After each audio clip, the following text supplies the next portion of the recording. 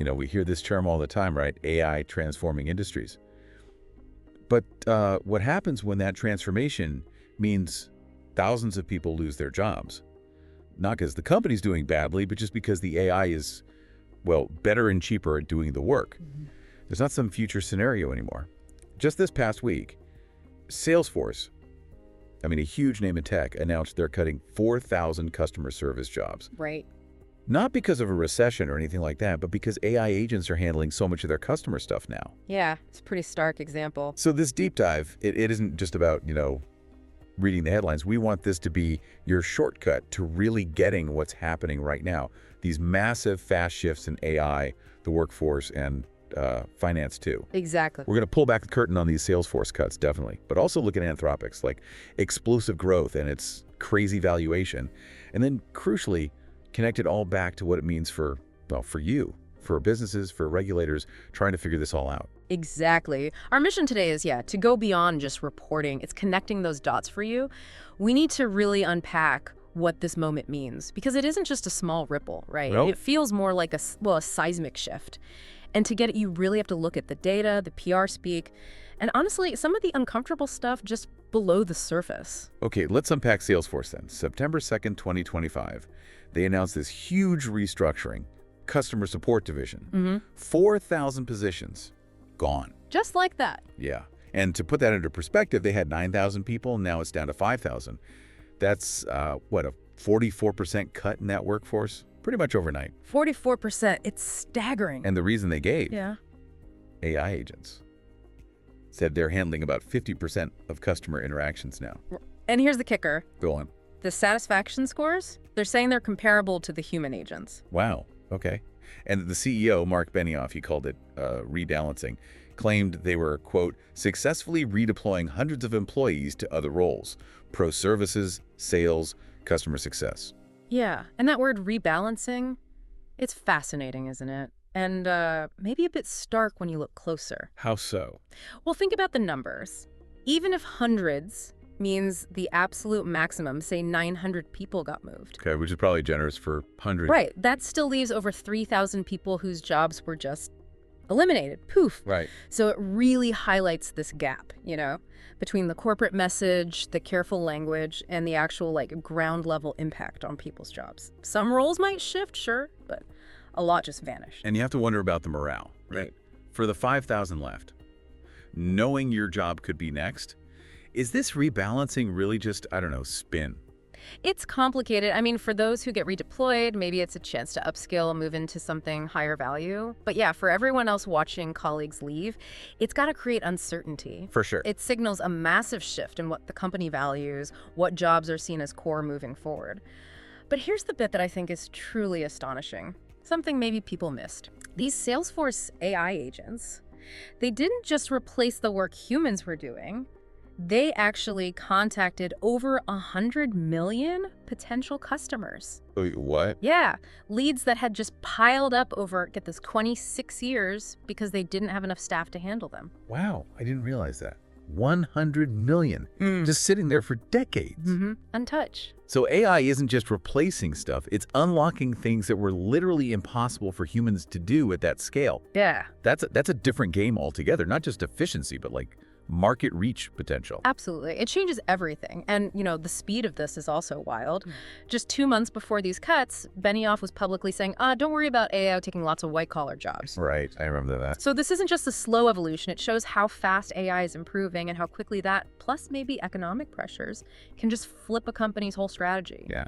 And for you listening, remember, Salesforce's platform, Agentforce, the tech doing this, it's used by over 150,000 other companies globally. Oh. So what's happening at Salesforce, that's just the tip of the iceberg for businesses everywhere, quite possibly for your own company. Okay, so while Salesforce is shaking up its workforce, let's pivot to the money side, because things are getting really interesting there too. Another AI company, Anthropic, just had a mind-blowing funding week. Huge numbers. September 2nd, same day basically. They wrap up a $13 billion Series F funding round. $13 billion. Colossal. And their valuation, after this money came in, An incredible $183 billion. Yeah. That's up from $61.5 billion back in March 2025. So what's that? Nearly 197% jump in value in just 6 months. Almost triple. It's staggering. And look at their revenue growth. It tells an even crazier story. Go on. Their run rate revenue, so like projecting their current rate over a year, it passed $5 billion by August. $5 billion. Wasn't it like $1 billion at the start of the year? Roughly, yeah. So that's about 500% growth in just 8 months. 8 months. Unbelievable. And they've got over 300,000 business customers now. Their big accounts, the ones spending over $100K a year, those grew almost 7x in the past year. 7 times. Yeah. These aren't small steps. It's just astronomical growth. The market's clearly in a frenzy. Those numbers are just hard to wrap your head around. But okay, let's connect this back. A valuation of $183 billion on $5 billion run rate revenue. That means it's trading at what, roughly 36, 37 times revenue? Yeah, about 36.6x. Okay, so for perspective, the value they added in just 6 months is like the entire worth of a company like Boeing or Starbucks. Right. Established giants. But Anthropic's revenue is just a fraction of theirs. So this isn't just growth, is it? Some people are calling this like market mania. Huge confidence, maybe, Yeah. but also huge risk. Is this sustainable? Is it a bubble? That's the billion-dollar question, right? Or maybe the $183 billion question here. Yeah. I mean, growth is clearly amazing, but yeah, multiples that high usually means investors are betting on an absolutely massive amount of future growth, future dominance. A lot of expectation baked in. Exactly. Huge amounts.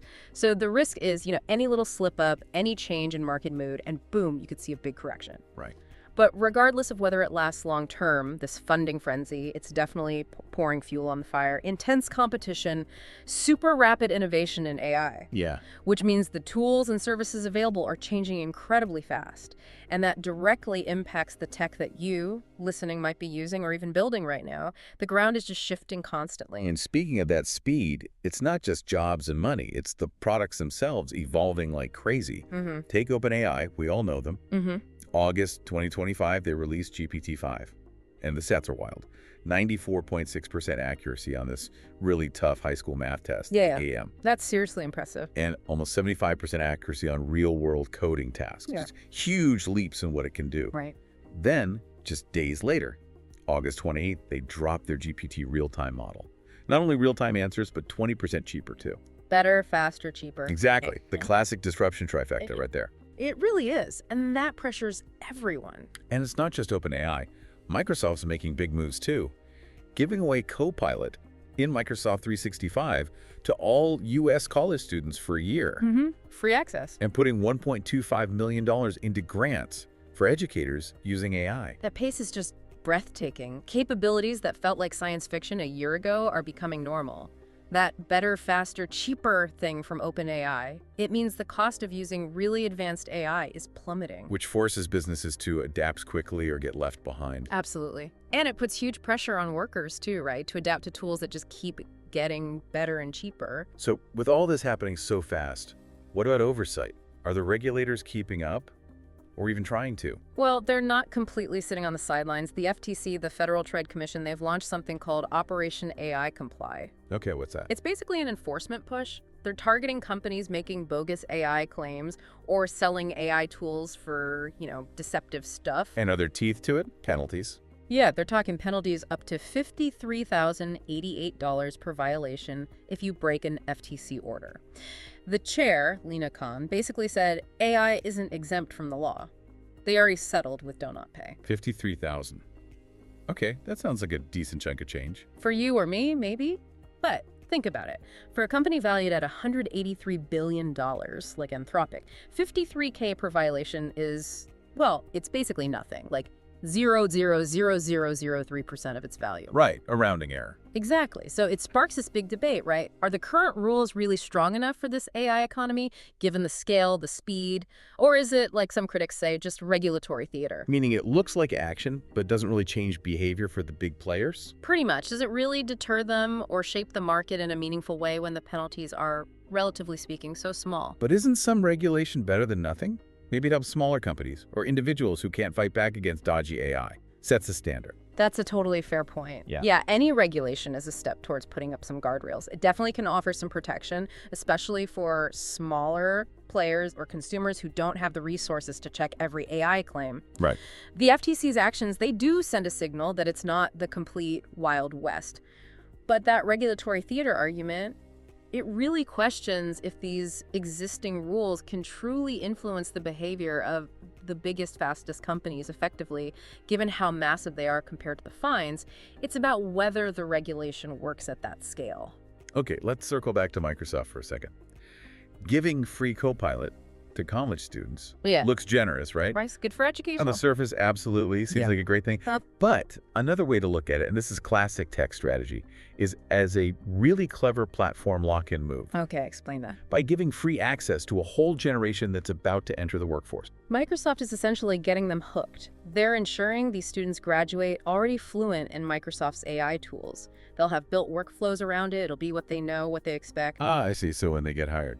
Exactly. The companies hiring them will feel pressure to pay Microsoft for those same tools because that's what their new employees know and want to use. It's a long game. Create dependency now. Totally. It's embedding their ecosystem into the future workforce, making AI fluency almost mean fluency in Microsoft AI. It's smart from their perspective. Okay, so we've got rapid changes, job cuts, but also job shifts. These massive valuations, strategic plays like Microsoft's. What does this all boil down to? For you, the worker. For businesses trying to figure out what to do right now. Well, beyond the specific job cuts, there's this bigger worry. Some people are calling it an entry-level extinction event. Wow, that sounds dramatic. What does it mean? Think about those customer support jobs at Salesforce. Historically, roles like that were super important entry points into tech, especially for people without coding degrees. Right, like liberal arts grads, career changers. Exactly. They could get in, learn the ropes, understand customers, build a career. If you chopped 44% of those roles at a big company like Salesforce, where did those people start now? How do they get their foot in the door in tech? Yeah, that's a huge pathway potentially closing off. It really is. I mean, many of us, myself included, started in roles that are probably being automated right now. My first tech-ish job was answering support calls for some clunky old software. That direct contact with frustrated users, invaluable. Where do you get that now? That's a really good point. The ladder itself might be disappearing for some folks. Exactly. And it also leads to what I think of as a compound advantage problem. Okay. You've got students coming out of college, potentially getting free access to tools like Copilot, becoming AI fluent from day one. Right, like we just discussed. Meanwhile, you've got lots of current workers, maybe in smaller companies, maybe in industries not focused on tech, who don't have that same access or training. So the gap widens. Massively. It creates this huge advantage for the AI have starting out, and a really steep climb for the AI have-nots trying to catch up. It basically accelerates inequality within the workforce. It's really easy to get sucked into the fear, isn't it? Yeah. Job losses, the 4,000 at Salesforce. It's a stark reminder of how disruptive AI can be. The main story is often AI is taking our jobs. Mm-hmm. That's the dominant narrative. But there is this other angle, right? Yeah. A kind of contrarian view we should probably talk about. Everyone's looking at the 4,000 jobs cut, but maybe we're missing the bigger story. Precisely. Let's go back to those 100 million leads. The ones Salesforce AI contacted. Yeah. That represents this enormous pool of untapped economic value. AI didn't just replace work there. It enabled something totally new, something impossible The before. revenue generation potential. Huge potential.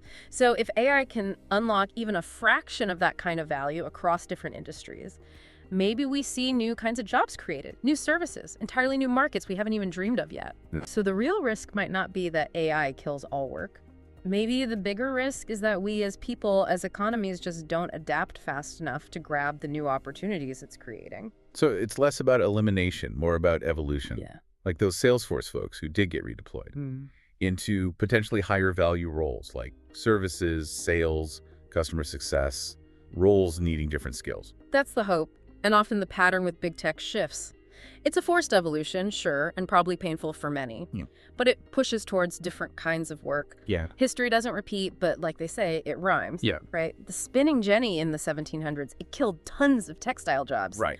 But it also kicked off the Industrial Revolution, creating way more jobs overall in new industries. The internet killed off lots of traditional retail, but look at e-commerce now, the whole digital economy it created. So AI is like our generation's version of that, a threshold moment. Exactly. Those who adapt, learn the new skills, embrace the tools, focus on the human stuff AI can't do easily, they'll likely be the ones who thrive. However, there's also this pattern emerging that nobody's really calling out directly. What's that? If you look closely, you see all these companies, Salesforce, OpenAI, Anthropic, Microsoft, Google, they're all saying basically the same things at the same time. What? Like AI will augment workers, make them better, while simultaneously building tools that very clearly replace workers. They celebrate efficiency gains that explicitly mean fewer humans are needed. And then they insist this is all good for everyone. Huh.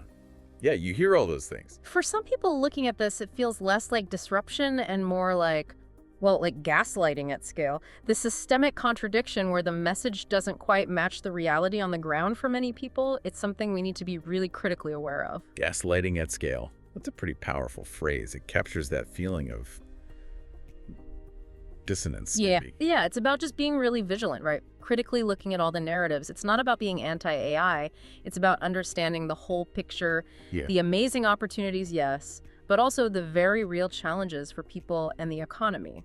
Okay, so let's try and quickly wrap this deep dive up. We've seen the, frankly, shocking speed of AI hitting traditional jobs like at Salesforce. We've seen the, frankly, unbelievable valuations in the AI market with Anthropic. Mind-bending numbers. And this ongoing dance between super fast innovation and, well, much slower regulation, like with the FTC, alongside these big strategic plays like Microsoft getting into schools. Right. And we also hit on that key contrarian idea. Maybe AI isn't just taking jobs, but also unlocking massive new value like those 100 million leads. Yeah, a potential upside. That's Salesforce news, though. Yeah. It really feels like more than just another tech story. It feels like, yeah, like our spinning Jenny moment when 4,000 jobs vanished, not because the company's failing, but just because the tech got better.